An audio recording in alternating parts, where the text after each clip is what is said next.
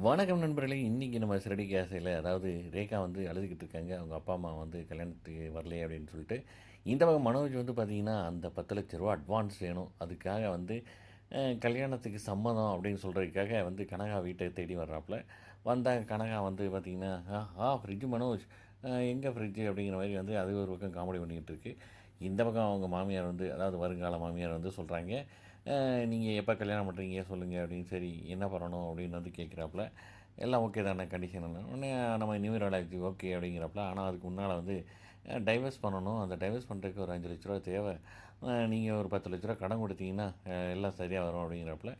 நான் வந்து அமௌண்ட் கொடுக்க ரெடி. ஆனால் நான் அதுக்கு முன்னால் வந்து என் கல்யாணம் வந்து நடக்கணும். கல்யாணம் நடந்தால் அடுத்த நிமிஷமே நான் தர்றேன் அப்படிங்கிற மாதிரி வந்து சொல்கிறப்பல. சரி ஊரறிய பண்ண முடியாது.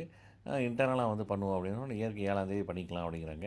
இங்கிட்டு வந்து விஜய் ஆண்டி வந்து பயங்கரமாக பிளான் பண்ணுறேன் அப்படி எப்படியாவது கல்யாணத்தை வேகமாக நடத்தணுங்கிறதுக்காக அவசர அவசரமாக இது பண்ணிக்கிட்டு இருக்காங்க. ஏன்னா சிந்தாமணி வந்துடுவாப்ல இல்லை அப்படின்னு சொல்லிட்டு. இது தெரியாமல் கிட்ட முத்து மீனா வந்து அவங்க ஒரு பக்கம் ஜாலியாக விளாண்டுட்டு இருக்காங்க பார்க்கணும்.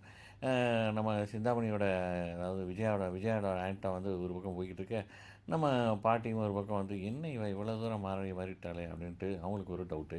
இந்த பக்கம் சிந்தாமணியும் அவங்க வீட்டுக்காரரும் வந்து அம்மா வந்துக்கிட்டு இருக்காங்க. எப்படியாவது கல்யாணத்தை தடுத்து நிறுத்திடணும் அப்படிங்கிற ஒரு கங்கணம் கட்டிட்டு ஓடி வந்திருக்காங்க. இங்கிட்டு விஜய் ஆண்டி வந்து நலங்குலாம் வச்சுருக்காங்க பொண்ணுக்கு. அதோட முடியுதுங்க. பார்க்கலாம் நாளைக்கு அப்படின்ட்டு ஒரு ஒரு எபிசோட மிஸ் பண்ணாமல் பாருங்கள். என்ஜாய் பண்ணுங்கள். நன்றி, வணக்கம்.